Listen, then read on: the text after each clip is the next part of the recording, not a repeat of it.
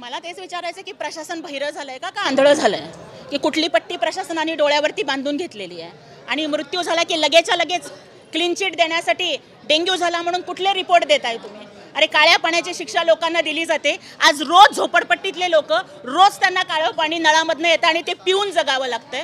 कुठे म्हणजे एका बाजूला मी म्हणलं ना की बाबासाहेब आंबेडकरांनी चौदार तळ्यामध्ये पाण्यासाठी रक्त सांडावं लागलं होतं आणि आज इतकी वर्ष झाली तरी सुद्धा जर पाण्यासाठी चिमुकल्या मुलींना त्यांचे जीव गमवावे लागत असतील ना तर अजून ही लोकशाही ह्या सगळ्या गोष्टी ह्या आमच्यापर्यंत पोहोचलेल्या नाही आहेत का?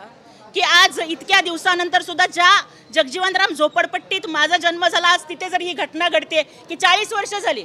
आज जग अंतराळात गेलं, सुनीता विलियम्स अवकाशामध्ये गेली, पण आज सुद्धा जर झोपडपट्टीमधल्या जियाला पाण्याच्या घोटासाठी स्वतःचा जीव द्यावा लागतोय, झोपडपट्टीमधल्या ममताला स्वतःच्या जीवाची बाजी लावावी लागते घोटभर पाण्यासाठी ना, तर आता कुठंतरी प्रशासनाने जागं व्हावं आणि कुणालाही पाठीशी घालण्यासाठी जर कुठल्याही पद्धतीचे रिपोर्ट दिले जात असेल आम्ही गप्प बसणार नाही.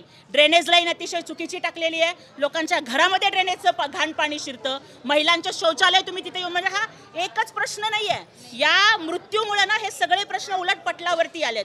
महिलांच्या शौचालयांची सार्वजनिक शौचालयाची अवस्था अशी झाली आहे की 40 वर्षापूर्वी मी तिथे जन्मले तेव्हा जेवढे संडास होते आज पण तेवढेच आहेत. बरोबर आहे. लोकसंख्या इतकी वाढली अक्षरशः महिलांच्या शौचालयाला दारं नाही आहेत. तिथे विनयभंगासारखे प्रकार घडल्यानंतर आपण जाग येणार आहे का आपल्याला? बाळासाहेब ठाकरे आपला दवाखाना त्या भागात आम्ही मंजूर करून घेतला. 6 महिन्यापूर्वी वर्क ऑर्डर झाली. का बरं प्रशासनाला ते सुरू नाही करता आलं? कदाचित जर ते झालं असतं मोफत दवाखान्याची सोय असली असती तर आज जिया ममता वाचली असते. त्या 2 मुलींचा फक्त मृत्यू नाही झाला हो. तिथले जे आई वडील आहेत ना आज इथे तुम्ही बघा ह्या धुनीभांडी करणाऱ्या महिला ते ना भांडी लोकांच्या घरातली भांडी घासून झाडू मारून आज आपल्या लेकींना न्याय मागण्यासाठी आज त्या माझ्यासोबत आल्यात. हे काही चहा पाजून नाश्ता देऊन जमवलेली गर्दी नाहीये. त्या आयांचं ना आतडं तुटतंय म्हणून ते इथे आल्यात. इथे हे जे लोक बघताय ना तुम्ही हे बिगारी काम करून हे जगणारे हे लोक आहेत. आज त्यांना कुठंतरी मुलांना दवाखान्याला नेण्यासाठी सुद्धा पैसे नसतात ना म्हणून मेडिकलची गोळी देऊन ते गप्प झोपवत असतात. ही परिस्थिती आहे. मग यांच्या मृत्यूचं काहीच प्रशासनाला पडलेलं नाहीये का? त्यामुळे प्रशासनाने जागं व्हावं.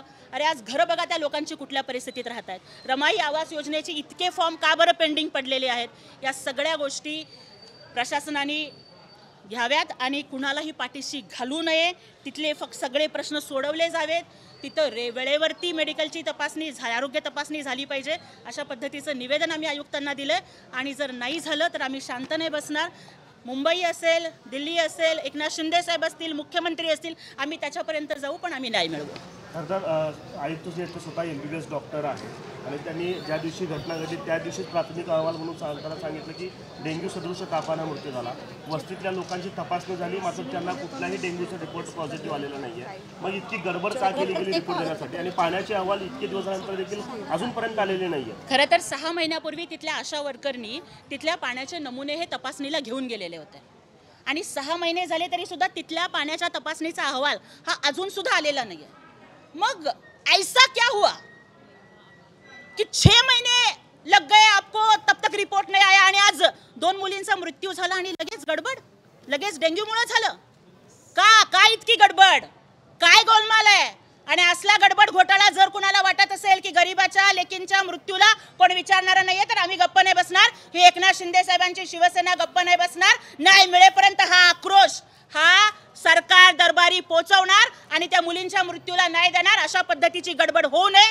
ज्या पद्धतीनं दीनानाथ मंगेशकर हॉस्पिटलमध्ये घडलेल्या घटनेवरती उच्चस्तरीय समिती नेमली गेली ना, मुख्यमंत्री कार्यालयातल्या अधिकाऱ्यांची चौकशी समिती नेमली गेली ना, मग का धुनीभांडी करणाऱ्या महिलांच्या मुली आहेत म्हणून तुम्ही लगेच रिपोर्ट देणार? बिगारी काम करणाऱ्यांच्या मुली आहेत म्हणून तुम्ही लगेच डेंग्यू आहे म्हणून सांगून हात झटकणार? मग बाकीच्यांना का नाही झाला डेंग्यू? आज जवळपास मला वाटतं तेच नाहीये. अजून एक मुलगा तो पण म्हेत्रेचा ना त्याचं नाव त्याला ऍडमिट केलं. जिया आहे ना जियाची बहीण सिरियस आहे सख्खी. मला सांगावं मी डॉक्टर नाहीये मी MBBS डॉक्टर नाहीये पण मी त्या वेदना झेलल्यात. मला सांगा उलटी जुलाब हे कुठलं डेंग्यूचं लक्षण आहे हो?